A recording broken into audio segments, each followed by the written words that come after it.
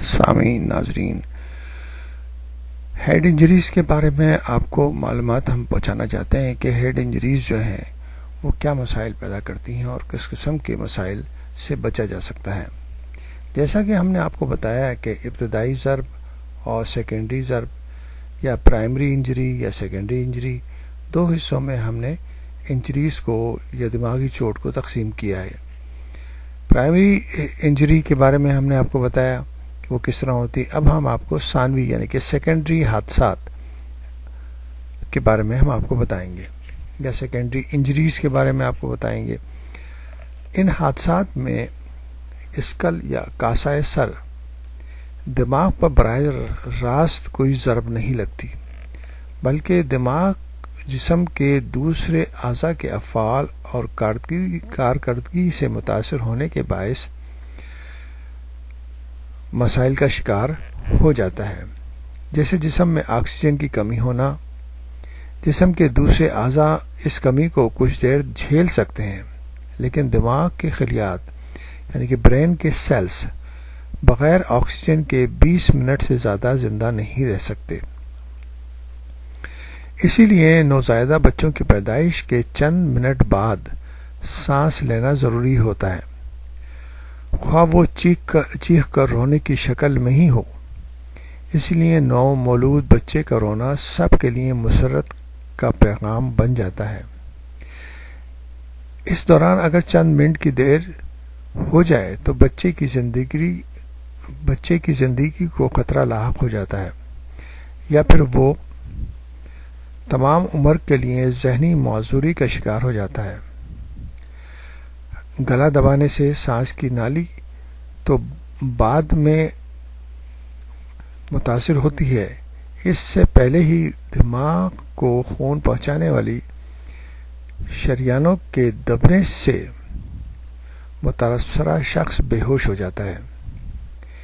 جیسے کشتی کے کسی مظاہرے میں ہوتا ہے کہ ایک ماہر اپنے مقابل کی گردن کو اپنے بازو کی گرفت میں لے کر چند لمحوں میں اسے بے ہوش کر سکتا ہے۔ جسم میں پانی کی کمی کے اثرات سے تو ہر خاص و عام واقف ہے۔ پانی کی ذاتی بھی اتنی خطرناک اور نقصان دہ ثابت ہو سکتی ہے۔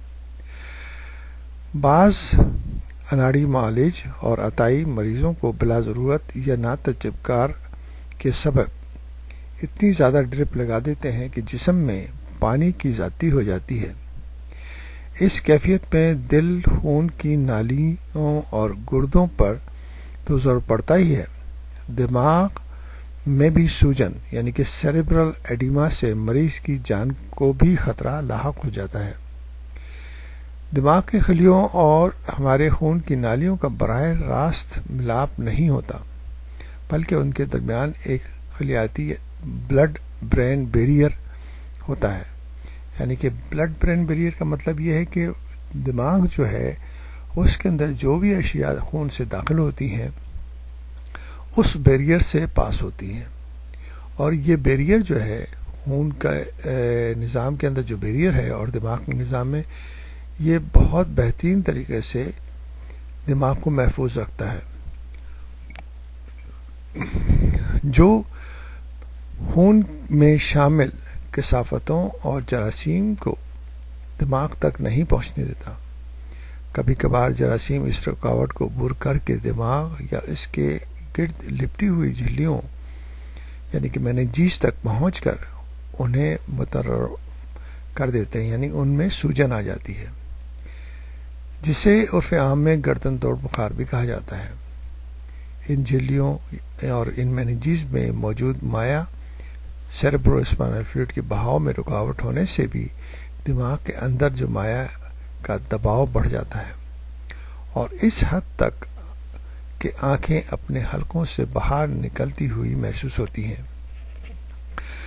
تو یہ ہم نے آپ کو سیکنڈری انجریز کے بارے میں آپ کو یہ بتایا کہ جسم کے مختلف حصوں پر جو امراض حملہ کرتے ہیں ان سے دماغ کے اوپر جو اثر ہوتا ہے تو اس سے بھی دماغ مفلوج ہو سکتا ہے، دماغ کے کارکردگی متاثر ہو سکتی ہے، اور دماغ کے افعال کم ہو سکتے ہیں۔